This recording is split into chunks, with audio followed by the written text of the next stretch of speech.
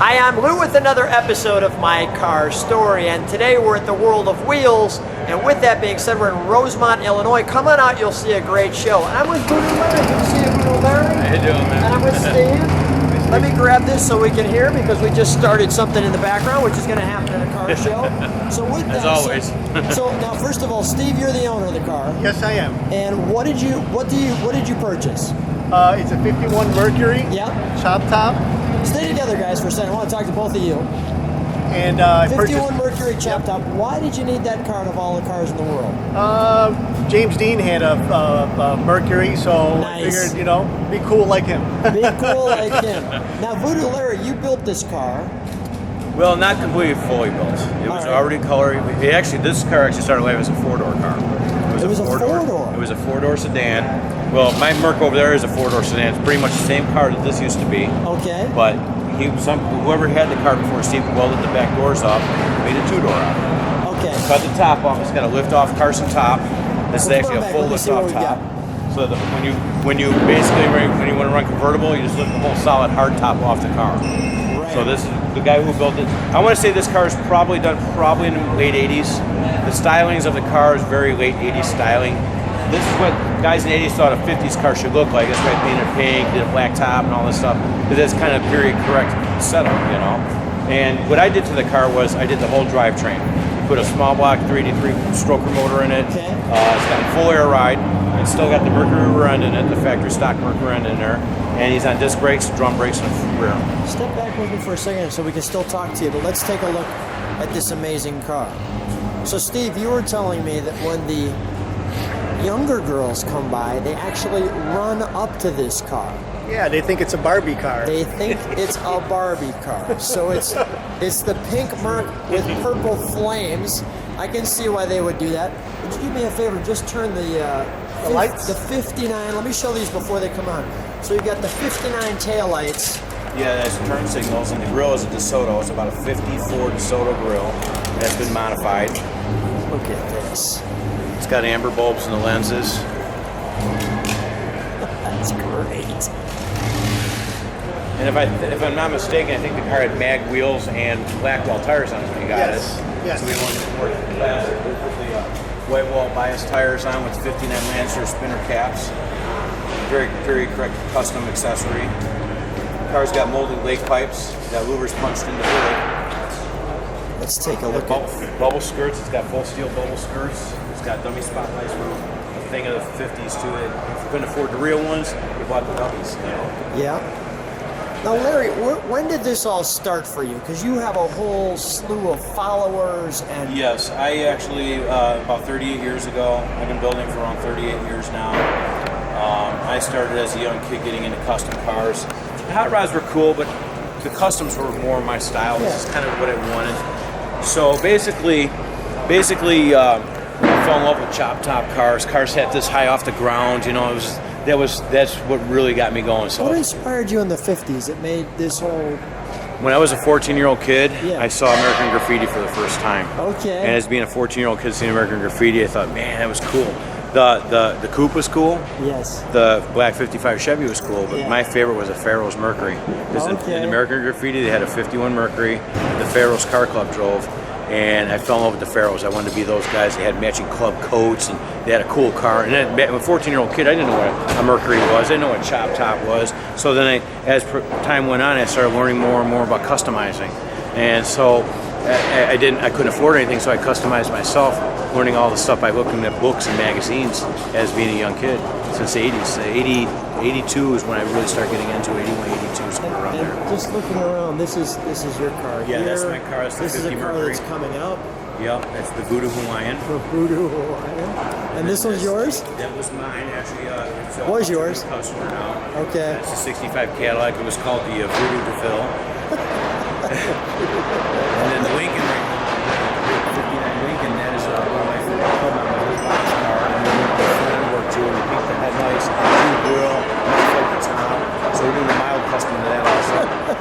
And then over here, we got a 36 Ford I've been building for a customer. And Jamie is one of my good friends, and I've been building that car for about 8 years. That looks tough. That thing's gonna be badass when it's done. Yeah. And then behind that is Ward's pickup truck over there at Shot Length for the cab. There's a 51 Chevy Camaro. It's still also. The short story is you've created a culture. Yeah, well, a little bit. I mean, you know, my culture was seeing all the legends like Gene Winfield, which he will be here this weekend. We are going to be chopping a top with him. But it started as a whole custom car thing, and then now I'm building hot rods too. I've built quite a few hot rods in the past because it's part of the culture. Yeah. So you want to kind of stick with the culture, not just stick to one thing, custom cars, build hot rods. So I build hot rods also. Hopefully one day you come to my shop and I'll do a whole feature on my shop and we'll talk about it. You can see some of the cool stuff. That'd be cool. But anyway, back to Steve's Mercury. Let's go back to Steve's Mercury here. We're going to talk about something here, and me and Steve have been talking about this now for a couple of years. Let me open up the trunk too. I want to show you this. Keep going. So anyway, we have some plans for just before you open, let me show the whole back. We got plans for this car. Now, to show this car actually had taillights that were, because the 51 had taillights that were down here, were like tombstone shaped originally. Yeah. Well, this guy actually, who had the car a long time ago, actually put these Cadillacs in here. Yeah, but the opening looks like it's actually for an Oldsmobile taillight opening. Does, so he changed these taillights over the years. He got rid of the bumper and molded the whole splash pan in the back. And just kind of molded everything, because that was popular in the 80s, was to mold everything and paint everything monochromatic. Yeah. Get rid of all the chrome. Well, we tried to bring some chrome back on 50s cars, you know. So keep going. What do you want to do to this car? I'm curious. There's his air ride setup. So what we want to do is, me and Steve have been talking about possibly putting a hard top back on it. Kind of putting a top like my Mercury is, but the actual factory top back on it, but with a chop. Because, it's cool. It's one of those things that, you don't want to drive it on a 95-degree day with the top off the car because you will cook. Yeah, right. But Steve is also thinking he really likes the 56 Cadillac Dagmar bumpers. Okay. The bumpers, the big bullets. Big bullets. And and obviously we're still working on the interior. But let me just show people that. Go ahead. And then, let me show people what this looks like maybe inside. add some more chrome to the front. And then you were talking about possible colors. We were thinking maybe a nice maroon, like a candy maroon color. Yep. Or a candy brandy wine or something like that for the body. I think it would be really cool, That steering wheel actually, believe it or not, the steering wheel and column in the car is actually a 65 Cadillac tilt and telescopic column. Yep. You turn this knob and the steering wheel comes straight out towards you. Let's see that. So it slides out to give you more steering wheel clearance, and then you lock it in place. That was like a high-end Cadillac option back in 1965. Oh yeah, that's a cool option now. That's a cool option. Are there are these lights? Can I show the inside here? Does this turn them on? How does it turn them on, Steve? The dash doesn't turn on, but I got to turn the actual car on. All right, we're still working on. We're still working on the it's interior. a work in progress. It's a work in progress. There's still a little bit more to go, but at least you can still drive and have fun with it. Oh yeah, definitely. It's got fun written all over it. Let's take a look under the hood.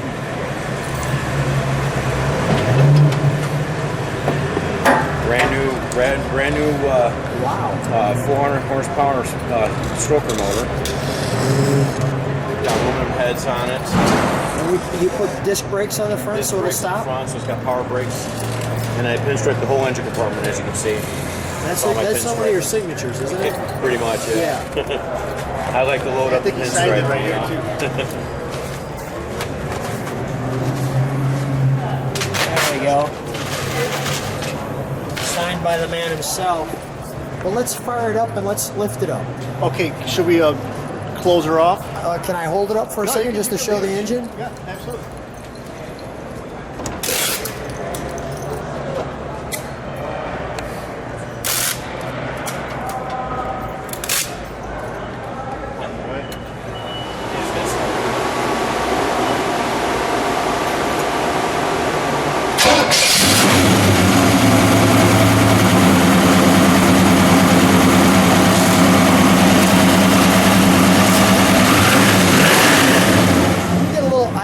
And then we'll give it a rev.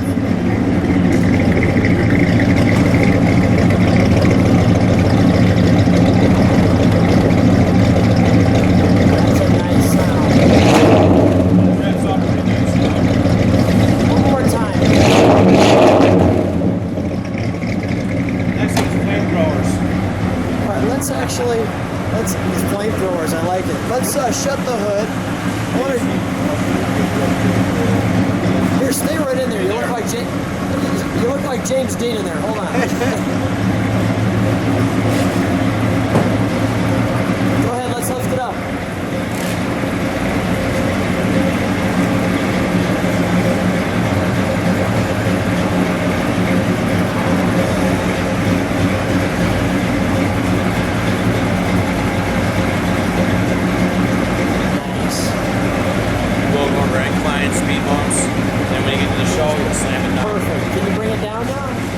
All 4 switches at the same time. There you go. Low and slow. There you go.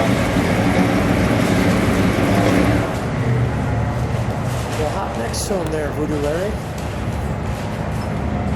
Cool stuff, man. That cool is stuff. cool stuff. So, guys, hang out with each other for a second. So, first of all, Larry, good to see you again. Last time I saw you was a couple of years ago. You had your, what did you call your car? I call it your green Mercury with the tattoos, but what'd you call it? That is called the VooDoo Creeper. The VooDoo It was a Creeper. 53 Chevy. Where's it gone? It actually is in Switzerland right now. In Switzerland. Yeah. So you're international. Yeah. International. Actually, 2 years ago, I went to Finland as a special guest at their show over there in Finland.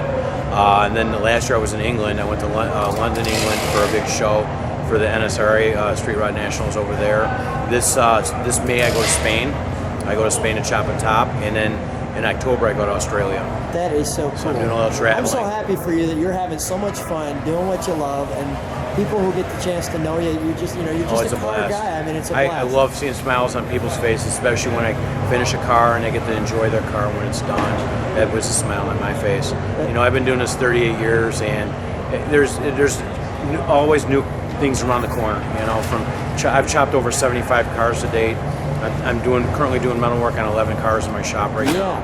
And it's nice to have a few of my cars here that actually worked on. Yeah, and these people are all friends. Once they buy a car from you, it becomes family. They're all great people. He visits my shop probably 2-3 times a month, if not more.